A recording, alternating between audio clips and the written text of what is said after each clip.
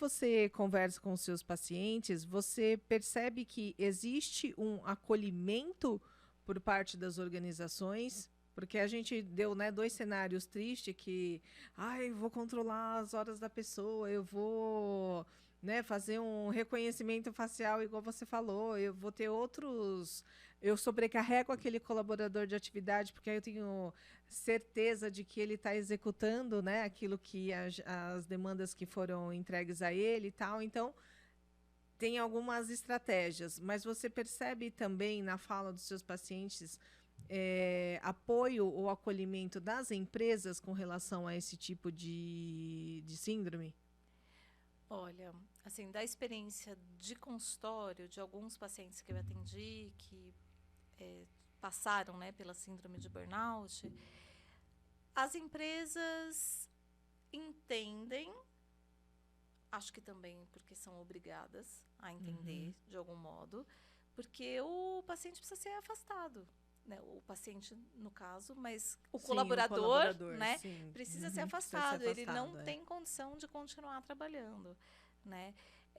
Ainda são pouquíssimas empresas que trabalham preventivamente, vamos dizer assim. Ah, sim. Já tem, acho que aqui no Brasil a gente pode dizer que a gente começa numa mudança cultural dentro das empresas. Então, tem empresas, as startups mesmo, que têm propostas um pouco diferentes e que propiciam para o colaborador chances de diálogo, de troca, de recorrer, às vezes, até a algum profissional dentro da própria empresa, que investem em qualidade de vida do funcionário. Eu diria que para essas empresas é muito menor a chance do funcionário chegar a desenvolver a síndrome de burnout. Mas as empresas mais rígidas, mais tradicionais, têm isso num nível aumentado. E não costumam ser muito acolhedoras, não. Elas fazem o que está exigido por lei.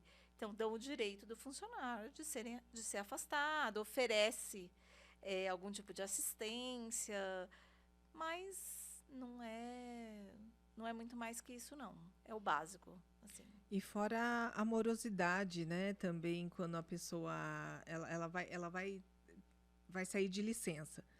Quando a gente vai também para as questões de INSS, né, de afastamento, também tem um prazo enorme de agendamento para esse trabalhador ser avaliado, ver se ele é aceito também, né, se passa por uma perícia. E durante todo esse período também a pessoa fica sem nenhum fundo financeiro, vou dizer assim, para se manter. Então, acho que ao mesmo tempo que afasta no contexto de melhorar, acaba gerando outros, como é que fala? Outras situações tristes para que essa pessoa tem que absorver também, né? E às vezes esse nível de preocupação, por exemplo, mas eu vou me afastar e vou fazer como para sustentar minha casa, ou para pagar a escola do meu filho, ou para comprar comida, seja lá qual for o drama daquela família, que só piora o quadro. Né? Então, se eu fico nesse nível de preocupação, o meu nível de estresse não vai baixar. E aí eu não consigo sair desse ciclo de adoecimento. Então, esse suporte seria fundamental para a pessoa conseguir ter um tipo de evolução. Né? Exato. E acho até que quando a gente comentou no início, né, falando sobre a OMS, que considerou como uma doença ocupacional, também vem para tentar minimizar o impacto para o lado corporativo também, né? Então, a partir do momento que eu tenho esse reconhecimento e as empresas passam a entender também a gravidade, acho que o que a Andressa trouxe é bem importante, porque tem o processo cultural também, né? Da cultura que eu quero dizer assim, das organizações como um todo. Então, como é que eu passo, então, a lidar com esse tipo de situação e como é que eu minimizo isso, né? Então, como é recente, acho que essa oficialização, tenho fé que a gente caminhe para uma evolução, né? De dizer, olha, então, como isso é algo que realmente já está regulamentado, a gente consiga, de alguma maneira, trabalhar com isso, né? E até porque o funcionário fora significa dizer menos resultado.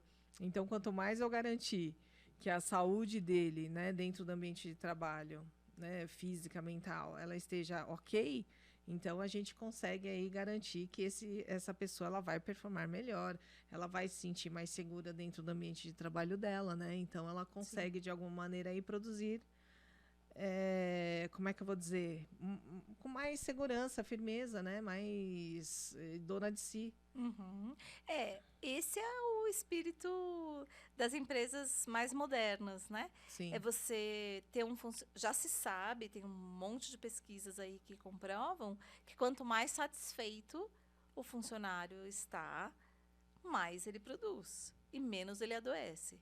Então a conta para a empresa é bem básica, é tipo 2 mais 2 igual a 4. Assim, né? Seria muito menos oneroso para a empresa investir na qualidade do funcionário, né? Para ele se sentir bem no ambiente de trabalho. Então, é esse tipo de cultura que vem vindo numa transformação, né? Mas mudança cultural e de crenças, de paradigmas, né? Leva é, tempo.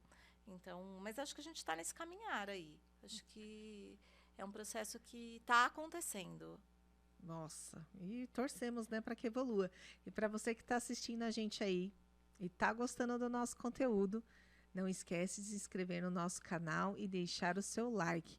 E a gente está falando aqui da síndrome de burnout, então seu comentário, a sua vivência aí com relação a essa síndrome, vou assim dizer, deixe o seu comentário aqui com a gente. E se tiver também mais um assunto que você deseja que a gente traga aqui para o nosso podcast, também pode escrever nos comentários que a gente vai estar, ó, de olho.